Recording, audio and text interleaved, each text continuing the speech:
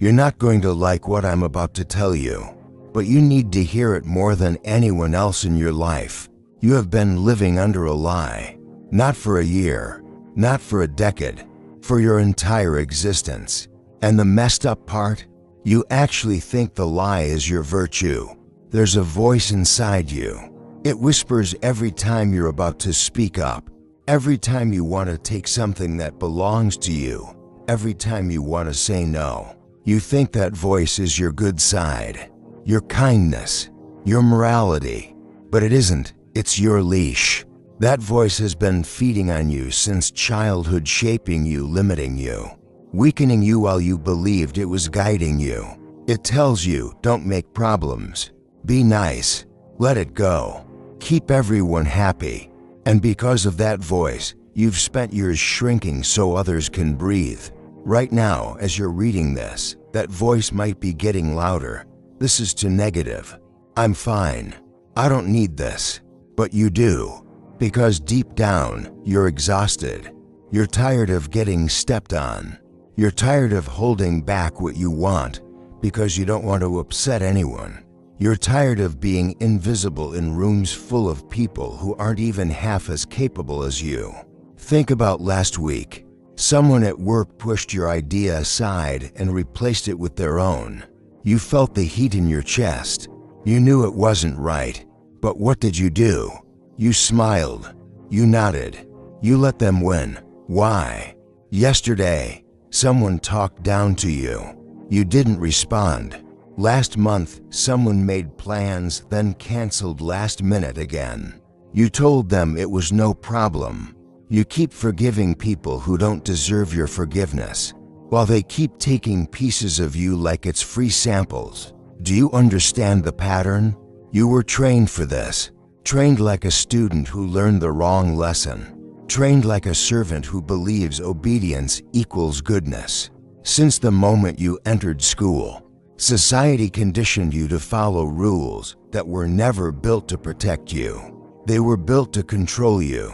You were rewarded for being quiet, punished for speaking up, praised for sharing everything, corrected for wanting more, told that being nice is the highest standard a person can reach. But kindness isn't what they taught you. Compliance is. And that's why you're here. I'm not here to motivate you. I'm here to expose the truth you've been avoiding. Because if you keep living the way you are now, life won't suddenly reward you. People won't magically respect you. Power won't fall into your lap. The world doesn't respect nice. It respects strength. It respects clarity. It respects the person who stops asking for permission. And today is the day you stop being the person everyone uses and start becoming the person they fear disappointing. So before anything else, I want you to make a public promise. Right now, out loud or in your mind, I choose power. Because what you're about to learn in the next parts won't be easy to hear. Some of you will quit halfway. Some will run back to the comfort of weakness. But if you're still here, if you're still reading this, then you're ready. And once you see the truth behind your conditioning, you will never be the same again. You're about to learn something most people spend their entire lives running from. Something uncomfortable, something ugly, something that explains why your loyalty, your kindness, your support, and your sacrifices have rarely been returned. Here it is. People are not rooting for you, not your co-workers, not your friends, sometimes not even your family. And before you say, that's not true, let me ask you a simple question. Have you ever felt a tiny sting of jealousy when someone you know succeeded, even for a second? That small flash of why them and not me. That's not your flaw. That's human nature. And if you feel it, why would you think others don't feel it toward you? Humans have been built by thousands of years of competition. We're wired to compare, to compete, to resent anyone who moves ahead of us. That's the truth nobody wants to admit. Your best friend who says, "I'm so happy for you." Watch their eyes for that split-second flicker before they smile. Jealousy lives in that flicker. Your coworker who says, "We're all in this together," that's the same person who will take credit for your work the first chance they get. Your relative who gives you advice out of love, that might be the same person bragging about your mistakes when you're not in the room. People don't resent your failures. They resent your progress. They resent your confidence. They resent your potential to become someone they can no longer control or compare themselves to. And here's the painful truth. Most people don't want your life to get better. They want it to stay slightly worse than theirs. Not because they're evil, because they're human. Humans protect their own ego first, their own comfort, their own insecurities. When someone around them rises, it forces them to confront their own lack of effort, discipline, or courage. And confrontation makes people uncomfortable. So they hope you stay kind. They hope you stay humble. They hope you stay the same, because your growth threatens their illusion of superiority. Once you understand this, everything becomes clearer. You stop oversharing your plans. You stop expecting support from people who don't even support themselves. You stop announcing your goals before you achieve them. You stop trusting people just because they smile at you. You stop thinking everyone is cheering for your success. Instead, you start recognizing the truth. Your victories will inspire strangers and irritate the people who know you best. Think about someone in your life right now who's acting distant, passive-aggressive, or off. You probably didn't do anything wrong. You simply did something right, something that made them feel small. But here's the good news. Once you understand that people will judge you whether you win or lose, you stop living for their approval. Once you accept that envy is normal, you stop taking it personally. And once you stop taking it personally, you become free. You can finally focus on your mission, not on managing other people's emotions.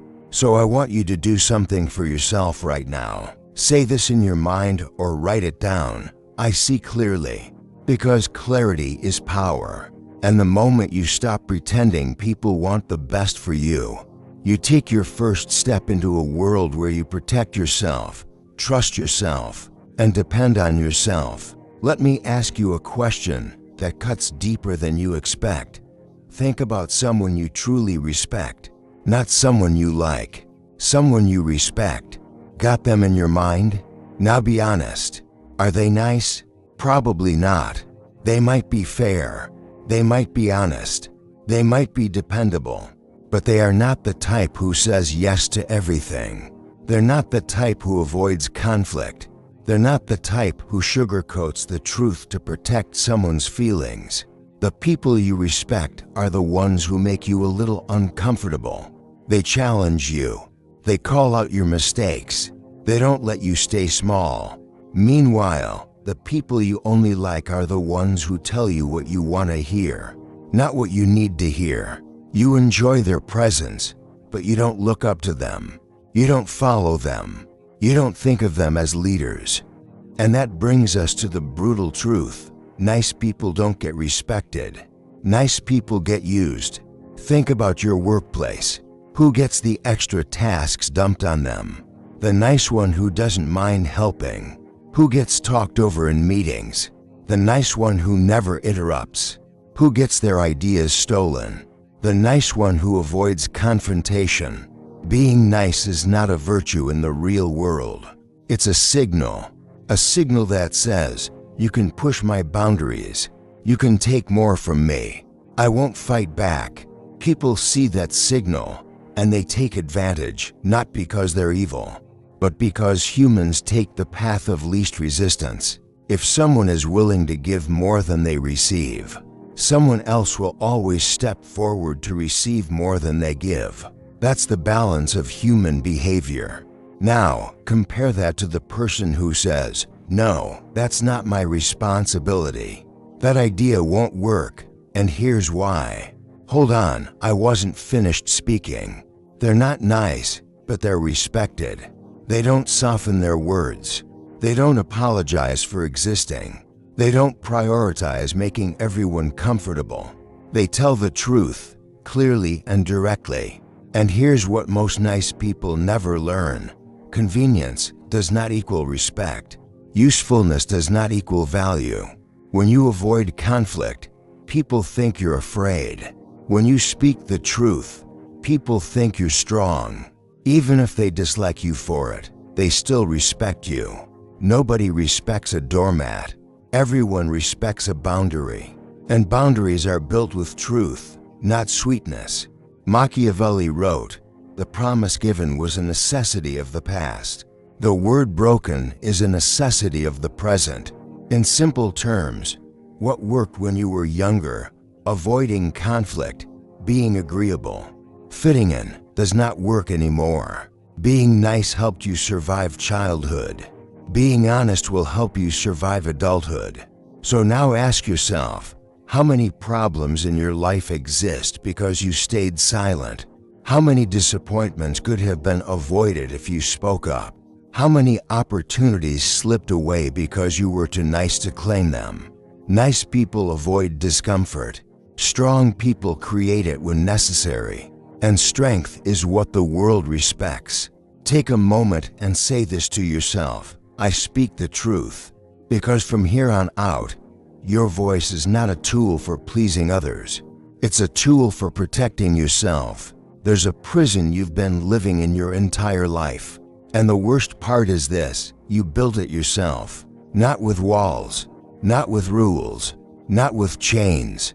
You built it with approval, your desperate need for it, your constant pursuit of it, your quiet fear of losing it. Every time you change your tone so you don't sound too harsh. Every time you hide your real thoughts because someone might disagree. Every time you smile when you're hurting. Every time you agree to something you don't want to do, you tighten the bars around your own life. Let's be brutally honest. Most of your days are shaped by fear. Not fear of danger, but fear of judgment. You worry what your co-workers will think. You worry how your friends will react. You worry if people will still like you, approve of you, validate you. You keep adjusting, shrinking, softening, bending, until you don't even know where the real you begins anymore. And I want you to notice something. How many decisions today were truly your own? Did you laugh because something was funny, or because you didn't want to look rude? Did you agree to plans because you were excited, or because you didn't want someone to feel disappointed? Did you stay silent in a conversation because you were thinking, or because you didn't want conflict? See the pattern? You are performing. You are editing yourself. You are constantly managing other people's emotions at the cost of your own identity. That is not kindness. That is not humility. That is captivity. Somewhere along the line, you absorbed a toxic belief: if people like me, I'm safe. But approval doesn't protect you. It drains you. It weakens you. It turns you into a version of yourself that exists for other people, not for your own life. And what do you get in return for all this performance? Not respect, not admiration, not loyalty, just more demands, more expectations, more chances to lose yourself trying to satisfy everyone around you. People-pleasing doesn't buy you love. It buys you exhaustion. And here's the part nobody ever tells you. The moment you stop pleasing people, the wrong ones will leave, but the right ones will finally respect you. Some people will get angry when you stop doing things for them. Some will call you selfish. Some will accuse you of changing. Good, let them.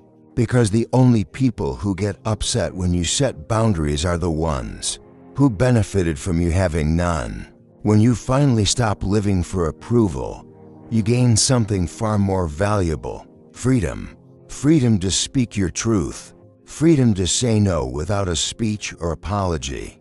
Freedom to exist without explaining yourself. Freedom to choose your life instead of performing it. But freedom requires a cost. You must be willing to let some people dislike you. And that terrifies the approval seeker in you.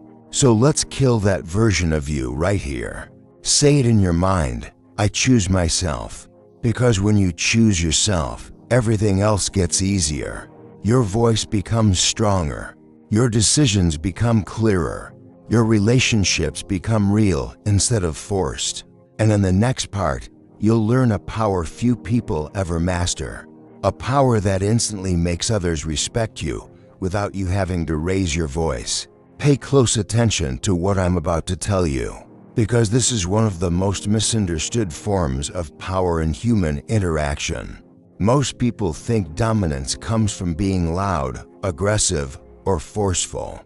They think power comes from talking the most, demanding attention, or controlling the room with noise. But that's the thinking of someone who has never actually held power. Real dominance isn't loud. Real dominance isn't dramatic. Real dominance is quiet discomfort, the kind most people run from. Let me explain.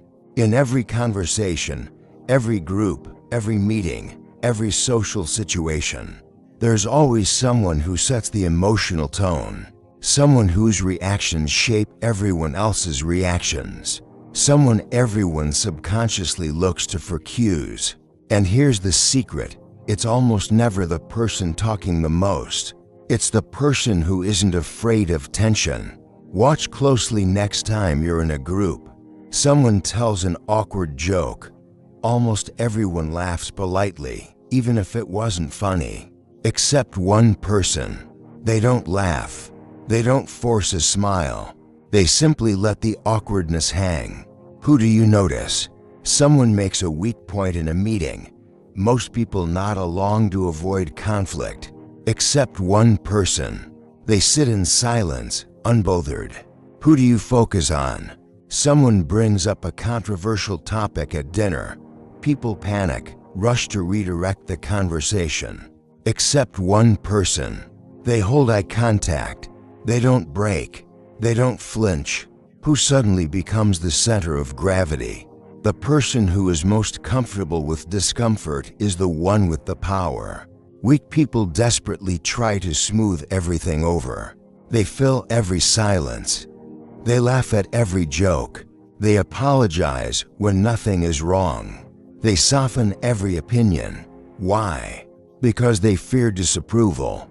They fear tension. They fear being perceived as difficult. Strong people don't have that fear. They know silence is not a threat. They know tension is useful. They know discomfort reveals who actually leads the room. Let's make this simple. When you fill silence, you give away power. When you rush to make others comfortable, you submit to them. When you rescue people from awkwardness, you place yourself beneath them. But when you do the opposite, when you let silence sit, when you let someone else feel the weight of their own words, when you allow discomfort to exist without rushing to fix it, people instinctively adjust themselves to you. Machiavelli once said, "Men are driven by two main impulses, either by love or by fear." In modern terms, people follow whoever they fear disappointing. And that kind of fear is created through composure, not anger or aggression. So here's what dominance actually looks like. You speak when you have something to say, not to fill space. You don't react immediately. You observe first. You let people feel the consequences of their own awkwardness. You don't laugh unless something is genuinely funny. You don't soften the truth just to keep peace. You hold eye contact a second longer than most people are comfortable with. These tiny actions create a psychological shift where people start looking to you for emotional direction, without trying, without begging, without raising your voice. That is dominance. That is respect. That is power. Say this to yourself: I am the calm in the room. Because the calm one always wins. There's a hidden battle happening in every conversation you've ever had. Most people never notice it, but it decides everything. Who leads, who follows, who influences, who gets influenced. It's not about charisma. It's not about intelligence. It's not about status, money, or experience. It's about frame. Your frame is the mental world you live in, your rules, your values, your standards, your expectations. Everyone has a frame, but only a few people know how to enforce it. Here's the truth. In every interaction, one frame dominates and the other dissolves. The stronger frame always wins. When your frame is weak, you adapt to people. You adjust your tone. You soften your opinions. You accept behavior you don't like. You ignore disrespect so you don't seem rude. You say yes when your entire soul is screaming no. And after enough of this, you start living inside everyone else's reality instead of your own. Let's make this painfully clear. If you don't hold your frame, someone else will force theirs on you. But when your frame is strong, people adjust to you without you having to raise your voice or justify anything. Let's look at what frame control actually looks like in your everyday life. Someone asks you to do something you don't want to do. Weak frame. I'm sorry. I'm really busy. Maybe next time. Strong frame. No apology. No explanation. No emotional labor. Your reality. No is a complete sentence. Someone shows up late and disrespects your time. Weak frame. No worries, I understand. Strong frame. If you're late again, we reschedule. Your reality. My time is valuable. Someone tries to pull you into gossip or drama. Weak frame. You engage to be polite. Strong frame. I'm not interested in that. Your reality. I choose where my attention goes. Someone challenges your opinion. Weak frame. Oh, maybe you're right. I'm not sure. Strong frame. I said what I meant. Your reality. My words are chosen, not accidental. The difference is not aggression. It's certainty. People follow the person whose frame is clearer, stronger, and more stable. There are 3 rules to controlling your frame. Rule 1. State truth without apology. Every time you soften your truth to avoid discomfort, you weaken your frame. Every time you speak clearly and simply, you strengthen it. Truth plus calm equals unshakable authority. Rule 2. Don't manage other people's emotions. You are not responsible for how someone feels about your boundaries, your decisions, or your honesty. Their emotional reaction belongs to them. When you stop adjusting yourself to soothe others, you become untouchable. Rule 3. People must adjust to your reality. If something is boring to you, you don't pretend to care. If a joke isn't funny, you don't laugh. If a topic is nonsense, you don't engage. If someone crosses a line, you don't ignore it. Your presence becomes a signal. I decide the terms of my life. And something incredible happens when you start living this way. People begin to defer to you. They look at you before making decisions. They match your tone. They speak more carefully. They behave more respectfully. Not because you demanded it, but because your frame is stronger than theirs. Say this to yourself: I set the tone. I set the rules. Because from this moment on, you don't enter other people's worlds. You make them enter yours. You're about to confront something that may sting, because it reveals a hard truth about why you've stayed small for so long. Here it is: if you need approval, you cannot have power. And if you want power, you must stop needing approval. These 2 things cannot live in the same person. They cancel each other out. Weak people live for validation. They constantly look around to see if others approve. Did I say that right? Did they like what I posted? Was I too blunt? Do they think I'm good enough? Every action becomes a performance. Every decision becomes a test. Every interaction becomes a search for approval. But here's the sad part. The moment you need someone's approval, they own you. They control your behavior without lifting a finger. And most people never escape that trap. Let's compare this with the psychology of the strong. Strong people don't ask for validation. They decide their own worth. They don't need applause to act. They don't need reassurance to speak. They don't need permission to make choices. Their inner voice is louder than the noise around them. Think of the difference like this. A puppy seeks approval. A wolf moves with certainty. A puppy performs tricks for a pat on the head. A wolf acts because it knows what it is. Which one commands respect? You already know the answer. Let's look how this plays out in everyday life. Someone criticizes your decision. Weak person, you're right. Maybe I should rethink. Strong person, I'm comfortable with my choice.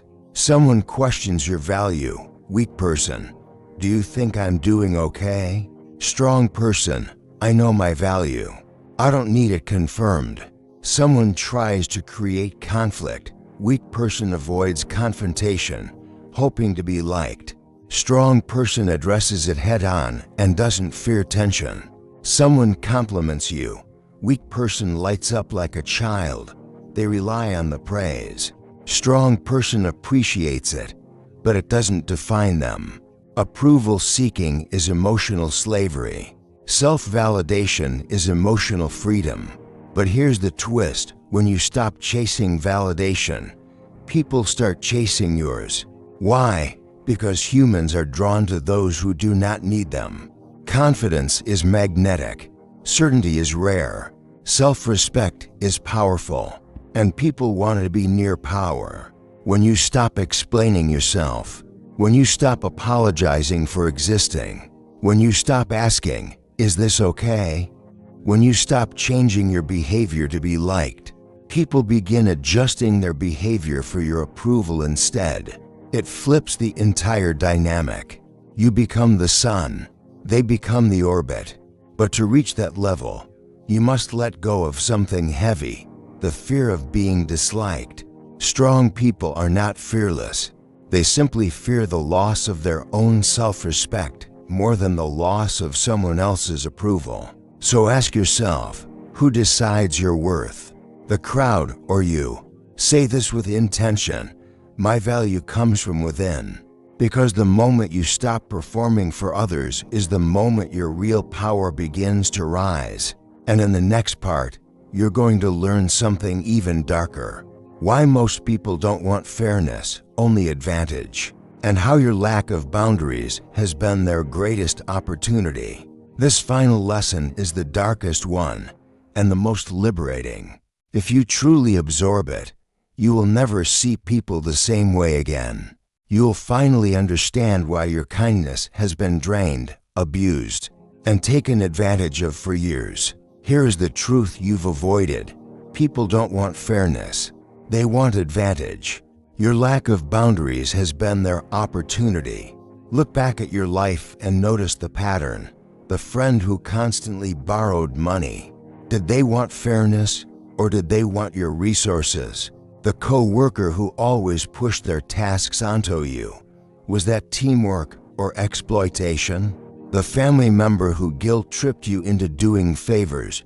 Was that love or manipulation? Every time someone complained about your boundary, they were never angry about the boundary itself. They were angry about losing access to what they were taking from you. Let's break it down clearly. When you stop doing someone's work for them, you remove their advantage. When you stop being available 24/7, you remove their comfort. When you stop saying yes to everything, you remove their control. When you stop letting them drain your time, energy, money, or kindness, you remove their supply. And suddenly, you become the problem.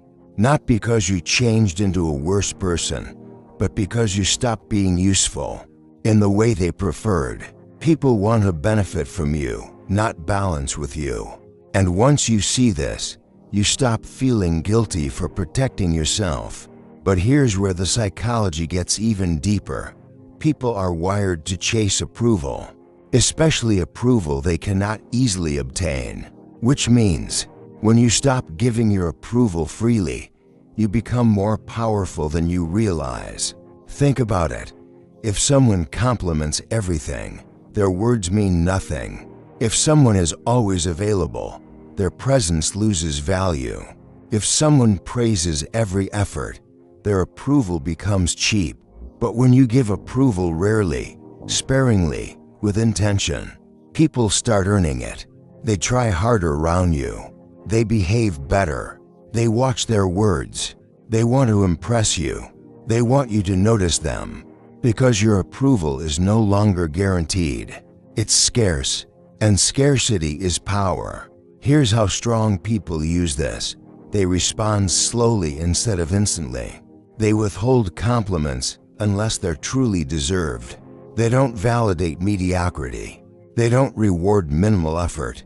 They give recognition only when a standard has been met.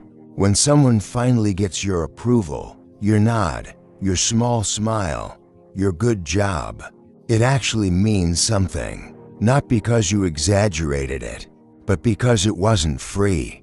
This is where respect begins. Not in raising your voice, not in demanding attention, not in being overly nice. Respect begins when people feel the weight of disappointing you. This doesn't mean being cruel. It means being intentional. When your standards rise, people rise to meet them, or they disappear. Let them. Anyone who leaves because they can't use you anymore is a blessing, not a loss. Say this to yourself right now. I command respect. Because that's what you're stepping into. Not arrogance, not ego, but self-worth backed by action. You have walked through 8 lessons that most people never face in their lifetime. You've confronted the conditioning, the jealousy, the people-pleasing, the fear, the frame battles, the dominance of silence, the danger of approval, and the psychology of exploitation. Now the final decision is yours. Continue being the version of yourself that people drain, use, ignore, and walk over, or become the version of yourself that people respect instinctively, without you ever raising your voice. The power was always yours. Now you finally know how to use it.